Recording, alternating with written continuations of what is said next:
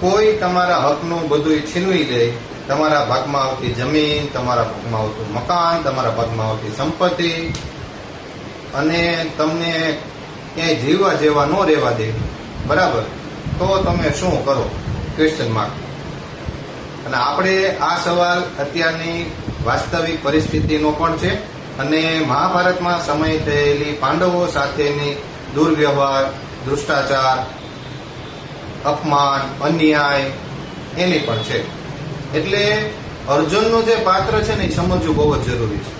કારણ કે ભગવદ્ ગીતાના જ્ઞાનની જરૂર શું કામ પડી એનો સવાલ આપને અર્જુનની પરિસ્થિતિ ઉપરથી મળશે, બરાબર.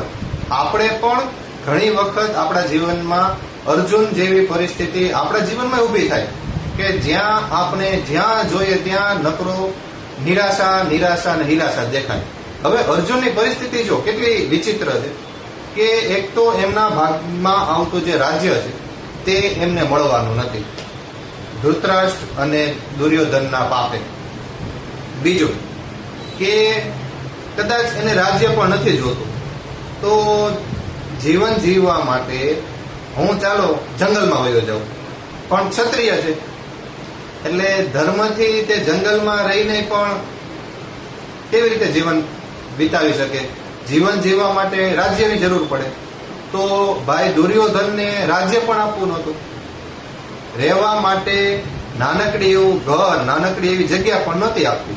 હવે તમે 1000 વીઘાના ખેડૂત હોય, 2 ભાઈઓના ભાગ પડતા હોય, 1000 વીઘામાંથી તમને 100 વારનો પ્લોટ ન આપે, તમે શું કરો?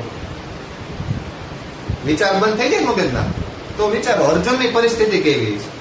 તો આવા સમયે આપણે પણ આપણા ભાઈને આપણો દુશ્મન માની લઈએ, કાં તો આપણા ભાઈ પ્રત્યે આપણો જે સ્નેહ હોય તે ખતમ થઈ જાય, પ્રેમ ભાવ લાગણીઓ બધું જ પૂરું થઈ જાય. અને કા પછી કદાચ આપણે જતું કરી દઈએ કે ભાઈ જા તું લઈ જા, પણ જીવન જીવવા માટે તો કંઈક કરવું ને.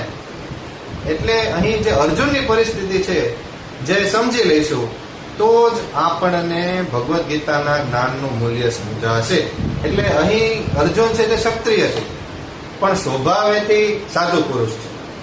એટલે હવે કુરુક્ષેત્રના મેદાન ઉપર 2 સેનાની વચ્ચે રથ ઉભી ગયો છે, અને ભગવાન કૃષ્ણ અને અર્જુન વચ્ચેનો જે સંવાદ છે તે આપણે ખૂબ જ ધ્યાનથી સમજવાની જરૂર છે.